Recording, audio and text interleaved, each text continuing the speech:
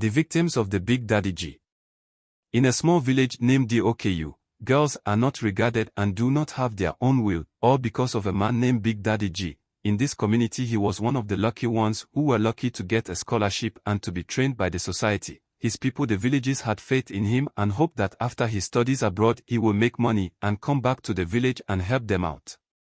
But things had a turn of events when Big Daddy G came back to the village with a lot of wealth but turned wicked to his people. He didn't regard them, he threatened them with some armed men he came back with. Things became even worse when he started going into people's house at night starting from 10 p.m. to rape young girls from the age of 17 and people's wives, and any girl that refuses, he beats her and still forces himself on them. This continued for about 6 months, and whenever he is passing in the streets, girls and women begin to tremble and run away because they now see him as a beast. One sunny afternoon, he was parading himself in the streets again. Suddenly all the girls began to run as usual, but one young, tall, dark-skinned girl dressed in yellow gown with blue flower designs on it and a silver necklace.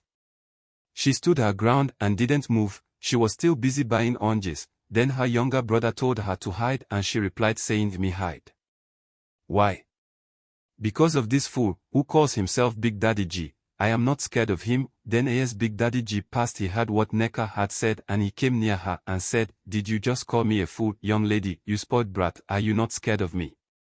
And she slapped him and responded by saying, "I fear no man." Big Daddy G was surprised by her slap. Then his boys held her and he said, "Let her be tonight, she is gonna see what I am truly made of." Then he left. Everyone was surprised by Nneka's bravery. So at night, as usual by 10 p.m., Big Daddy G knocked on the door of Nneka's house and she responded to the knock saying, "Who's that?" And he said, "It's me, Big Daddy G." And she said, "You fool again." And Big Daddy G became angry and said, "I'm not gonna take it easy with you, I swear I'm breaking in."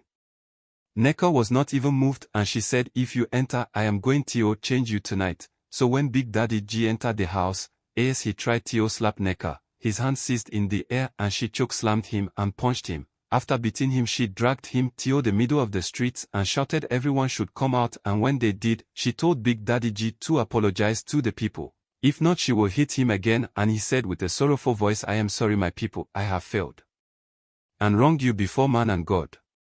When he finished talking, Nneka told him, "I said I'm gonna change you, so take an oath that you will take responsibility of all the girls you violated and take them to hospital and share your money to them because you won't be needing them anymore, as you will be going to the evil forest to stay because that's where beasts like you belong." So after this everyone cheered Nneka's bravery and thanked her for being their messiah. Moral of the story: when you're in a much better place to help the needy, do not misuse the opportunity and maltreat them, rather help and take care of them.